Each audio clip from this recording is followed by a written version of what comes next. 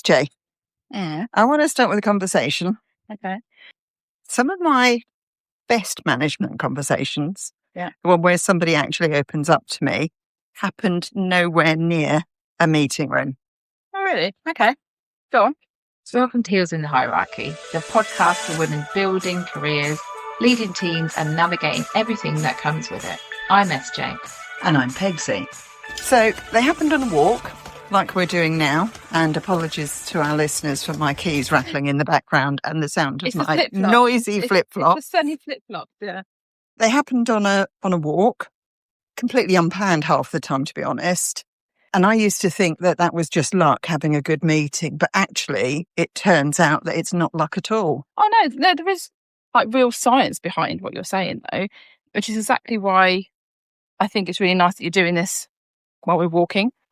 Because listeners, what you'll hear, or you'll probably maybe hear, is that, as you just apologise for the flip-flops and the keys, is that what we like to do between our recordings is have a walk. And so we decided to have a walk, and then obviously we're doing that. But Record at the same time because we wanted to be lazy today. But I think that is the point.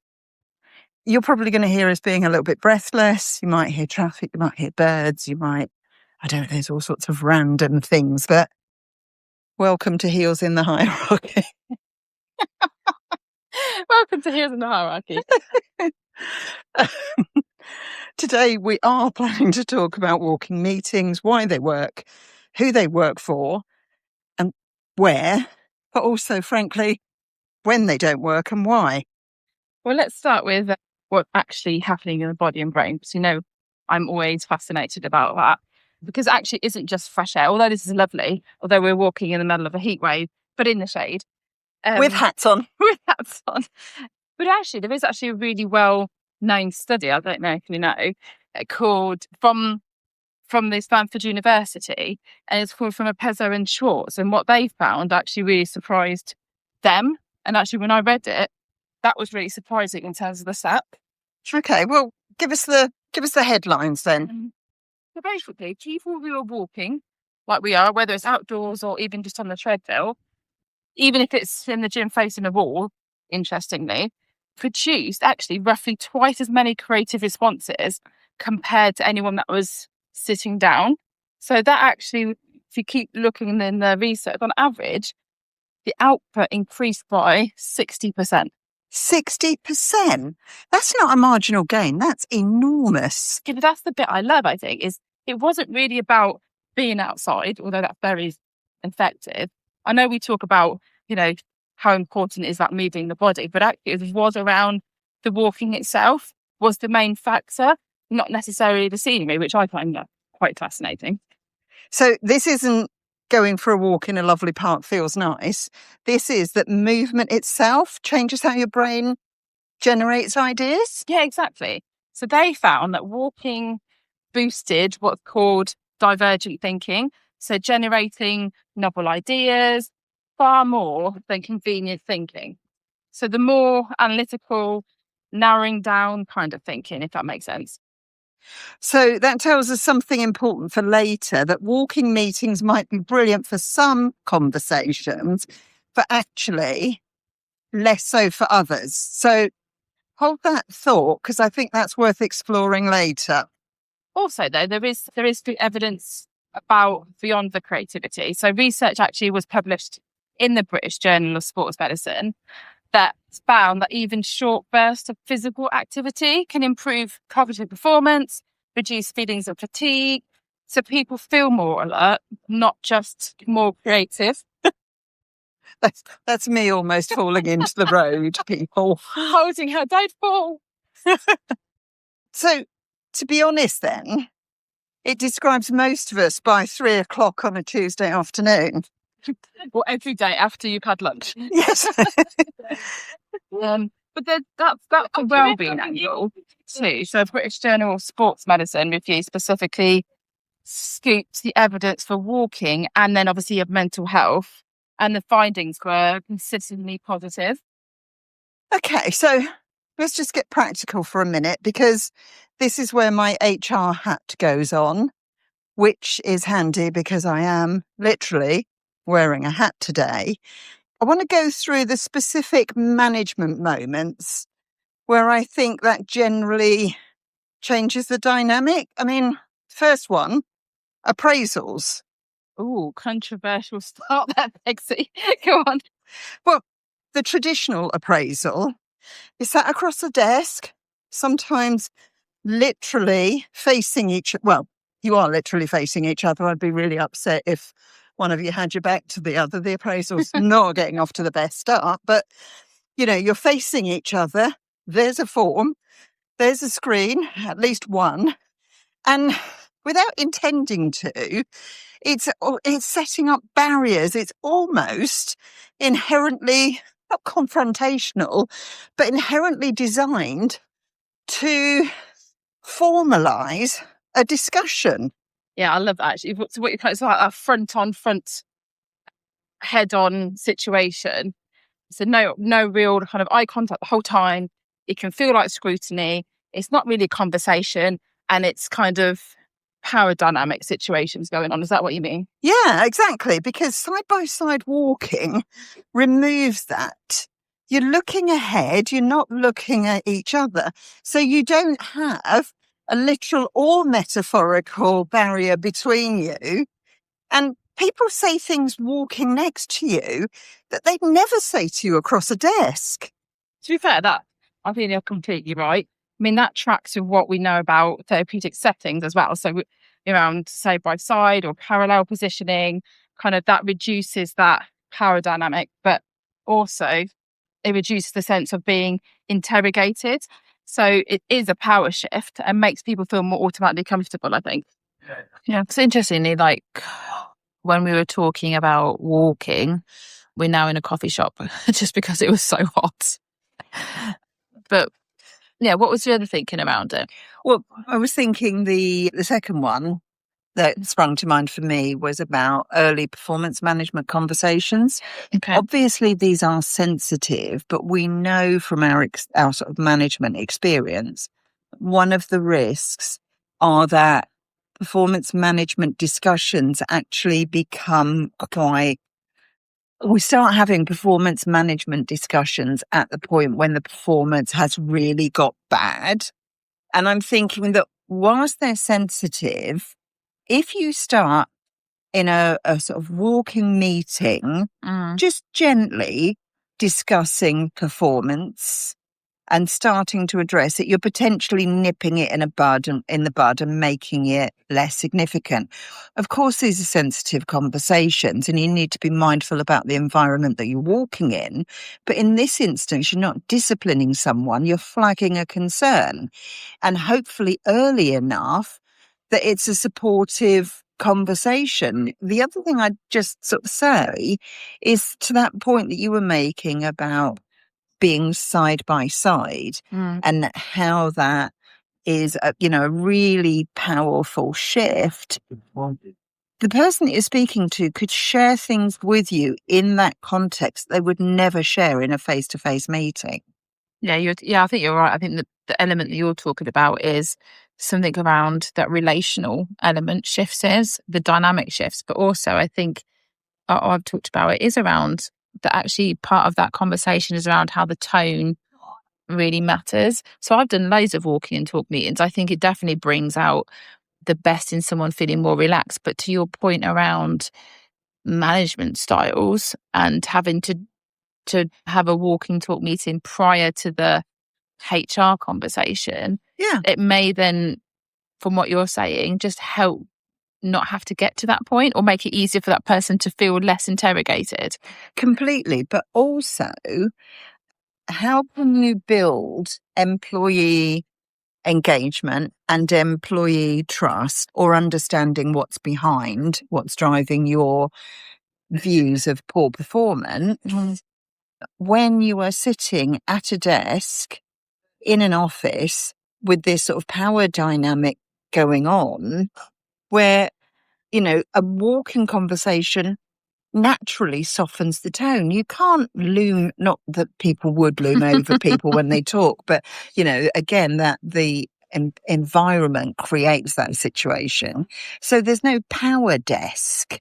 And so it says, look, I want to talk this through with you. I want to understand. I literally sort of want to walk in your shoes rather than you are in trouble. No, I like that. I do think that within that context, I think there is an extra practical thing. So like walking meetings generally are without any technology.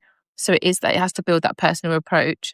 There's no slides, there's no kind of, you can't hide behind the scenes situation, but it does make the meetings more comfortable, but also they're also more focused, do you think? And more shorter, because actually they have to be more timed to get back into the office. So actually they have to get to the point quicker in order to build what your point is, but also it's a walking meeting. So you wouldn't be out on a walking meeting for 2-3 hours that you might have been in another meeting. No, you I would do agree. it. You would do it probably in a 30-minute max situation, or it helps. I think it does help get to the point whilst trying to feel comfortable. And they can't just walk out of an office, can they? They've got to they've got to finish if the they're walk with you. upset, they've got to still walk back. A third one that occurred to me as well is sort of onboarding, that alignment between what was discussed in the interview, which sometimes happens many months ago, and what we now need, either because the organisation has moved forward, perhaps a new strategy has been rolled out, maybe there's new team members or something.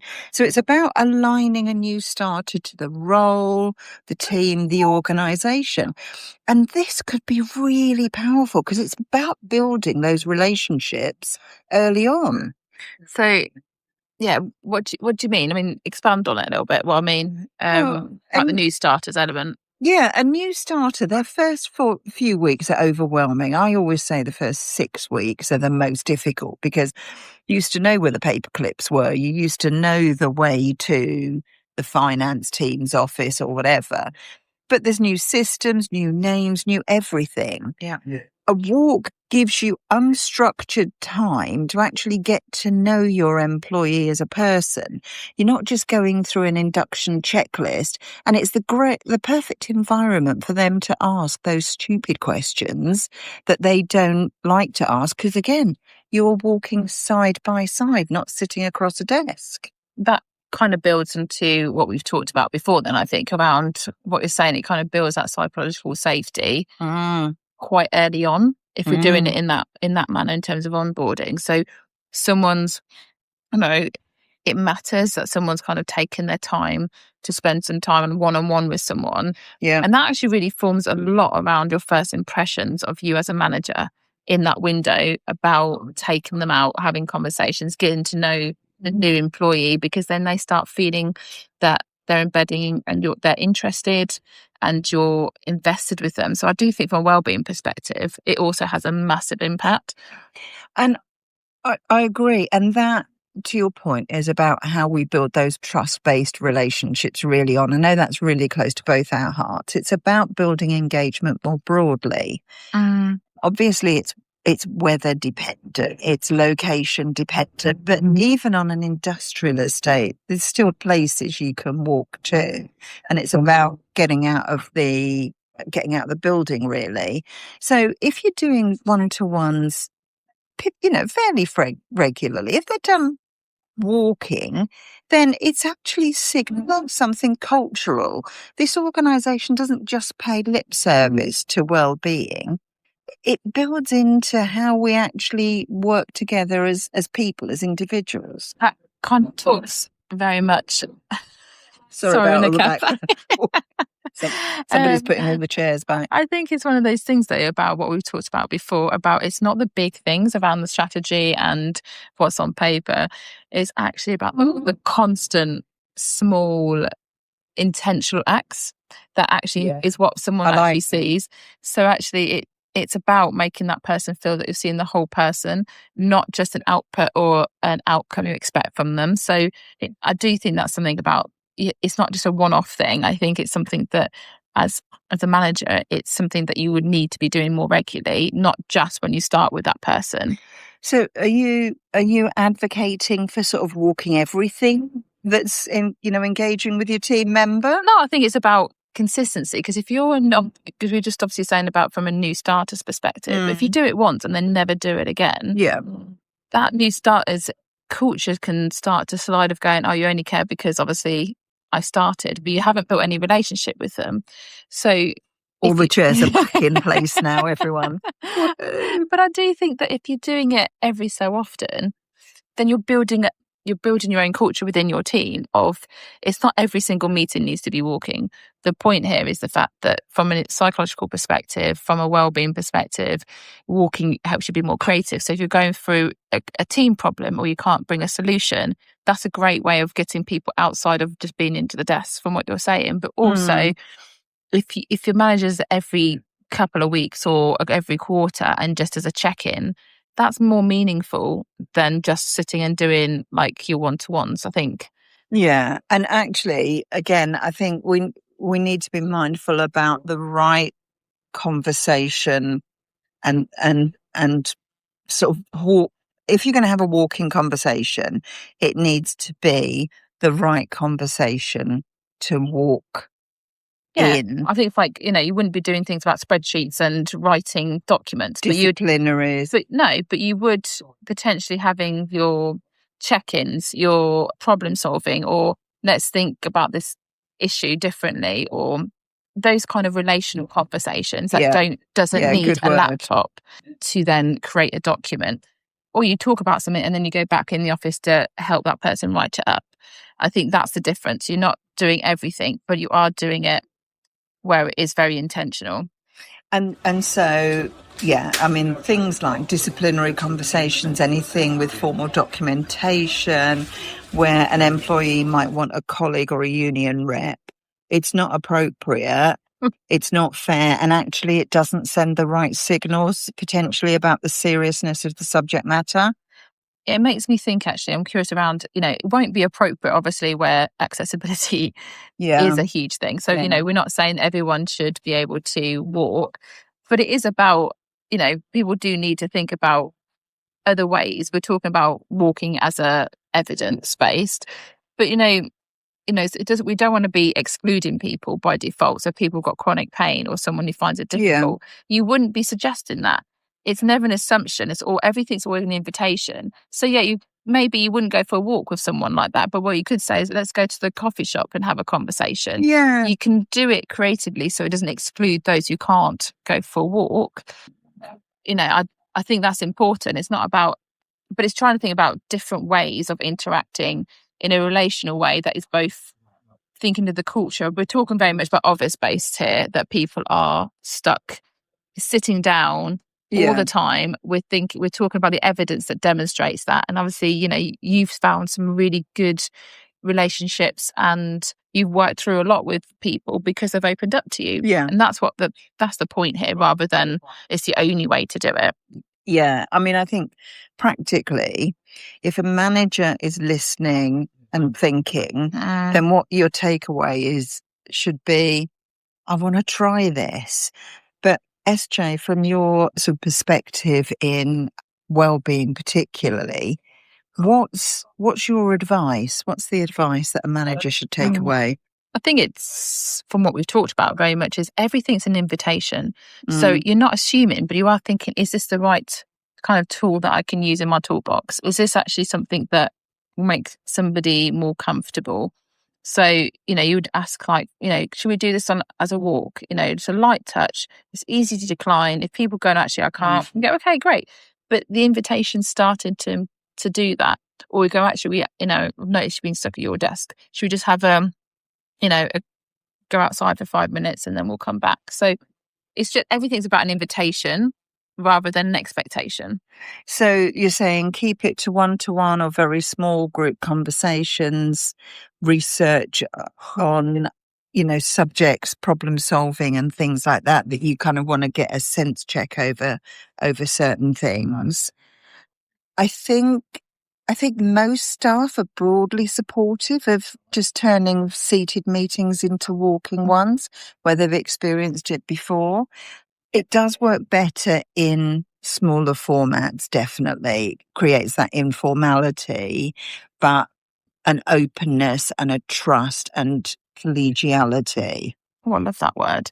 But you're totally right. We don't need to over-engineer it or overthink this. This is literally just walking and talking.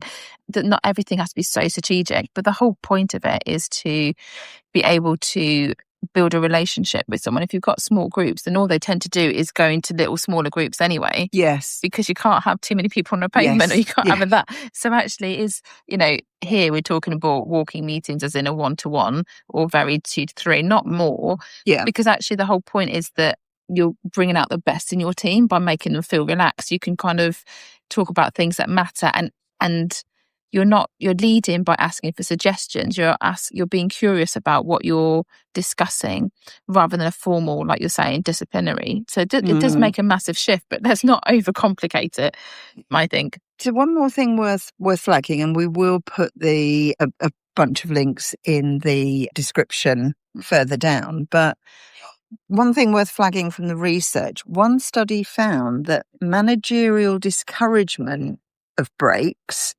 was linked to people moving less during the day. So as a manager, and how many times have we, and I'm sure you as listeners, worked through your lunch break, got in early, left late, maybe grabbed a lunch at your desk, but basically not moved from that chair for the entire working day?